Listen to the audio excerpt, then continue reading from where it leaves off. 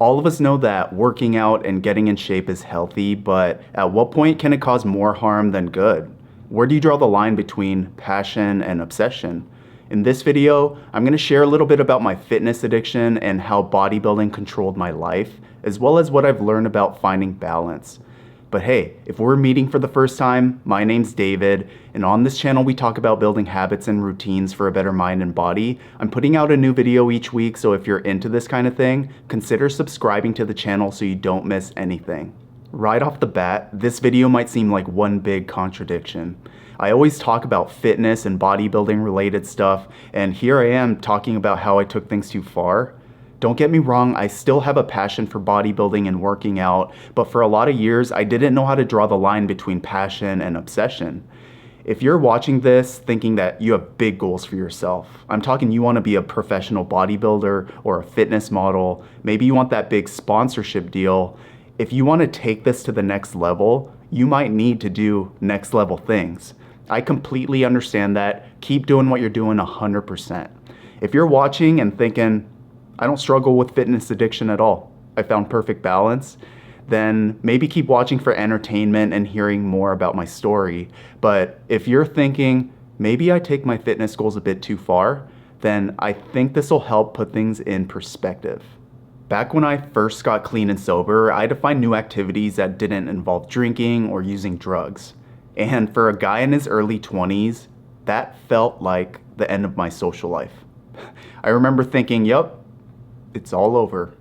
Because everything I did up until that point involved drinking or using, so I had to find a new activity to fill that void, fill up my time. I figured that the gym would be perfect because I didn't have to go out at night or anything like that, and I could just do it alone. And I also didn't have much self-esteem or self-confidence. My reasons for starting to work out were very simple. It was pretty much to impress girls, and impress girls. I didn't necessarily even want to work out to be healthier. It was just, how do I look better on the outside? Because I thought that would be the quickest way to feel better about myself. And that's why I really got into the gym. And I'm the type of person that when I get into something, it's hard for me to let my foot off the throttle and find that on and off switch. I guess that's just the kind of person I am. So when I got into bodybuilding, I wanted to be the absolute best. And I always tried to do everything that I could to be the best. It wasn't as clear to me back then, but as I started to see more results, I began to rely on bodybuilding, working out, eating healthy, relying on these things more and more to feel better about myself. And I just figured the whole time, there are a lot worse things to be addicted to, so it's fine. I'm doing something that's good for me, I'm improving my life, so I really put all my eggs in this basket and went full throttle. Little did I know, my world began to get really small. I created this little world for myself and lived inside of it and sacrificed a lot of other things in life for the pursuit of building my physique. The first big way that bodybuilding began to control my life is I started to develop an eating disorder. And I know that when people hear eating disorder, they might think bulimia or anorexia, like when you eat and make yourself throw up or you just straight up don't eat at all. Mine was more of like just having a weird relationship with food. Like I remember what I used to do every morning for breakfast is, because I was so sick of eating and literally chewing food, that I would pour raw eggs into a cup and drink it every morning.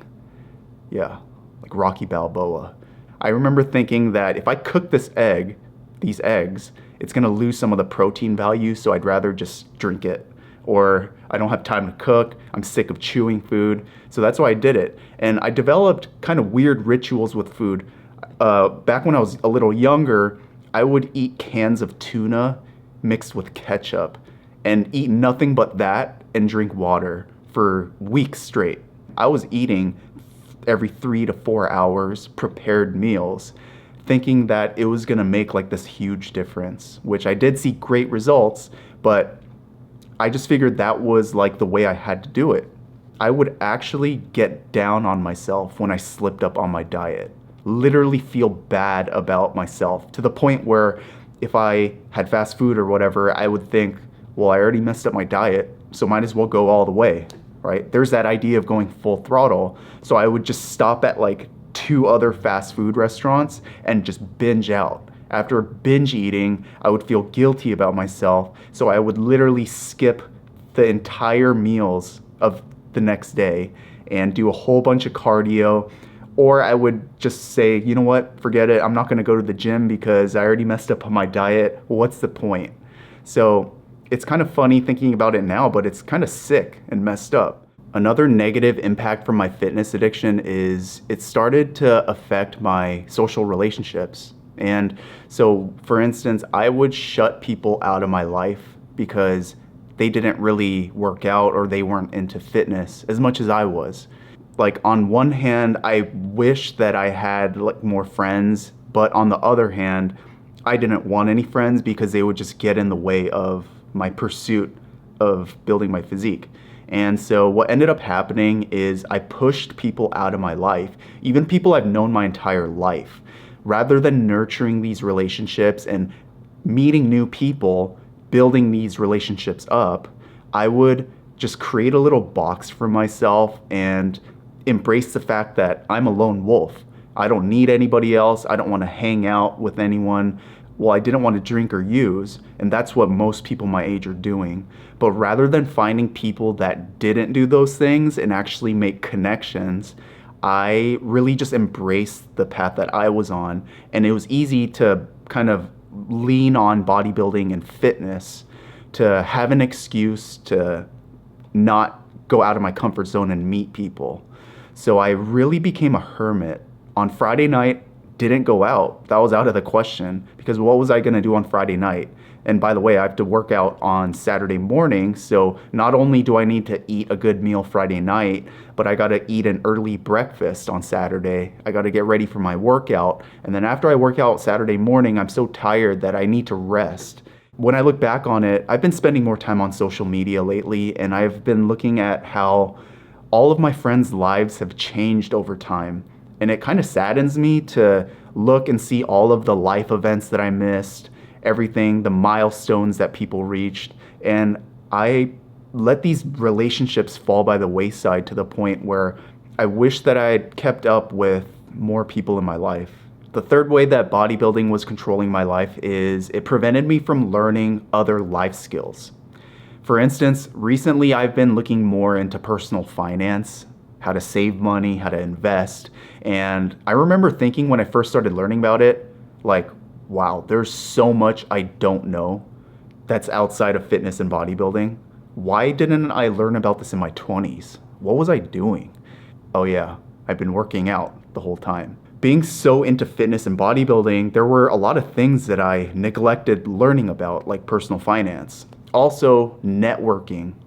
Networking is something that I've always kind of just been bad at. I'm a natural introvert, so I already don't like being around a bunch of people, but I think networking is a skill that you can practice.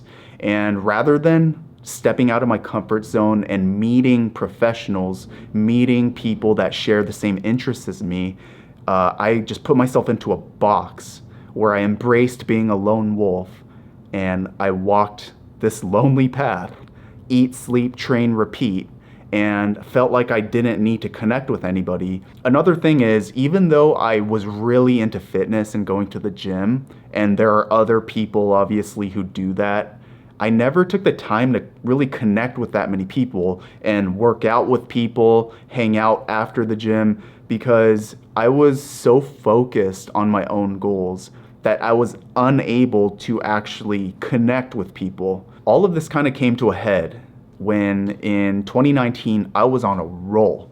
I was on point. My fitness, I was in the best shape of my life. And I was kind of sick of not seeing the progress I wanted because year after year, I was making a little bit of progress, but I was pretty much the same. And I thought 2020 is my year. Clear vision 2020. I'm gonna compete and I'm gonna take my first steroid cycle. I planned it all out. I did a bunch of research. I knew what I wanted to do. And I was gonna do everything that I could to win that first show. So I was planning my first cycle, and then the pandemic hit. Gyms all shut down. I've been living alone for the last several years, so I had to go back to my apartment, and I had a long time to think. I thought about everything I'd done in my life until that point. Really, what I learned most of all is that there's so much more to life than fitness and bodybuilding. I always told myself, this is all passion. Bodybuilding, fitness, I do it because I like it. But now I look back and question, did I really like it as much as I thought? Or was I so obsessed with it that I didn't know any other way to live? If I were to see this video when I was 23 and some 30-plus-year-old guy was telling me to find balance and that fitness wasn't everything, I would laugh like, okay, dude, be average. I'm trying to do great things here. It's just I think a little bit differently now. I have a different perspective, and I'm just no longer on that journey where I want to go 100% into bodybuilding. And that's gonna do it for the video, you guys. Thank you so much for watching. I hope you got something from that. And if not, at least you heard more about my story. Feel free to leave a comment or DM me if you have a question. Would love to connect with you. This is David, and until next time, see ya.